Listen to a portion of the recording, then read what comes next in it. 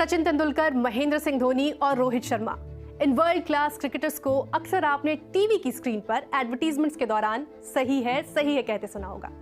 Crazy fan following वाले ये cricketers add की मदद से सही ठहरा रहे होते हैं म्यूचुअल फंड्स को। लेकिन क्या होते हैं ये म्यूचुअल फंड्स और क्या वाकई ये आपके लिए मुनाफे का सौदा हो सकते हैं? जानेंगे आपके हर सवाल का जवाब पैसा वसूल।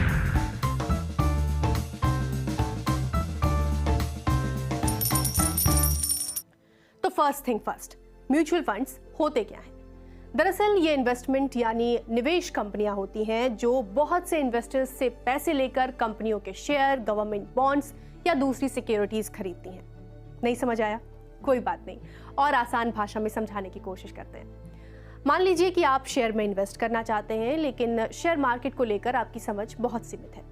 तो आप और आपके ही जैसे दूसरे इन्वेस्टर्स अपना पैसा एसेट मैनेजमेंट कंपनी यानी AMC, जिन्हें हम म्यूचुअल फंड कंपनी भी कहते हैं, को दे सकते हैं। एसेट मैनेजमेंट कंपनी इन पैसों को शेयर्स, गोल्ड, सिक्योरिटीज, बॉन्ड जैसी चीजों में निवेश करती हैं। कुल मिलाकर हम अपना पैसा एक ऐसे एक्सपर्ट्स की टीम को देते हैं जो इसमें माहिर हैं और हमें उनकी एक्सपर्टीज का फायदा होता है। यानी घर बैठे बगैर सिर खपाए आप इन्वेस्टमेंट की इस दुनिया में कदम रख सकते हैं।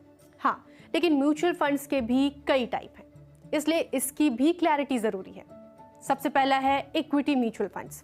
इसमें एसेट मैनेजमेंट कंपनी आपसे वादा करती है कि वो आपके पैसे को इक्विटी यानी शेयरों में इन्वेस्ट करेगी।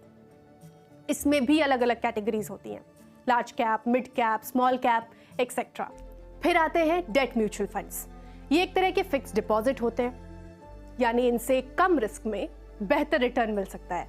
और तीसरा है हाइब्रिड म्यूचुअल फंड्स। इसमें थोड़ा इक्विटी का पोर्शन होता है और थोड़ा डेट का। कह सकते हैं कि ये एक तरह का बैलेंस्ड फंड है। इसके अलावा एक और कैटेगरी होती है जो टैक्स बचाने वालों के लिए बेनिफिशियल हो सकती है। इसे कहते हैं ELSS, equity linked saving schemes. इसमें 1.5 लाख रुपए तक का सालाना निवेश टैक्स फ्री होता है। बस शर्त ये होती है कि इस पैसे को आप 3 साल तक निकाल नहीं सकते। अब सवाल उठता है कि म्यूचुअल फंड्स काम कैसे करते हैं? जैसे किसी कंपनी का शेयर प्राइस होता है ना, वैसे ही म्यूचुअल फंड में NAV यानी नेट एसेट वैल्यू होती है। मसलन अगर किसी म्यूचुअल फंड की NAV 50 रुपए है और आप उसमें 500 रुपए का निवेश करना चाहते हैं, तो आपको 10 यूनिट मिलेंगी। शेयरों की तरह NAV भी ऊपर नीचे होते रहती है। इस म्यूचुअल फंड का जिन शेयरों में निवेश है, अगर उनमें फायदा है तो NAV बढ़ेगी और अगर नुकसान है तो NAV घटेगी। एक और सवाल, म्यूचुअल फंड्स में टैक्स कितना लगता है? तो इस पर भी टैक्स वैसे ही लगता है जैसे शेयरों के बेचने पर। इसे कैपिटल गेन टैक्स कहते हैं। मतलब आपने जितना प्रॉफिट कमाया उस प्रॉफिट पर टैक्स बनेगी। अगर आपने म्यूचुअल फंड्स 1 साल के अंदर बेच दिए तो लगेगा short term capital gain tax, और अगर 1 साल के बाद बेची तो लगेगा long term capital gain tax. आखिरी और सबसे अहम सवाल, म्यूचुअल फंड्स खरीदे कैसे?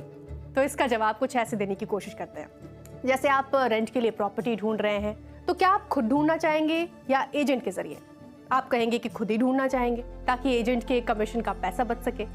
तो यही अप्लाई होता है म्यूचुअल फंड्स पर भी। इसे खरीदने के भी 2 तरीके हैं, खुद खरीदें यानी डायरेक्ट, और दूसरा एजेंट्स के जरिए यानी रेगुलर तरीका। रेगुलर में ब्रोकर का कमीशन भी आपको ही चुकाना होगा। तो ये आप पर है कि आप किस तरीके से आगे जाना चाहेंगे। अगर आपको पता है कि किस म्यूचुअल फंड में निवेश करना है तो आप डायरेक्ट खरीद सकते हैं, लेकिन अगर सलाह की जरूरत है तो ब्रोकर के जरिए खरीदने में ही समझदारी होगी। तो अब पैसा वसूल के इस एपिसोड में इतना ही। मिलते हैं अगले रविवार ठीक इसी वक्त एक अलग टॉपिक के साथ। लेकिन इस बीच आप अपने सजेशंस हमें भेजना ना भूलें।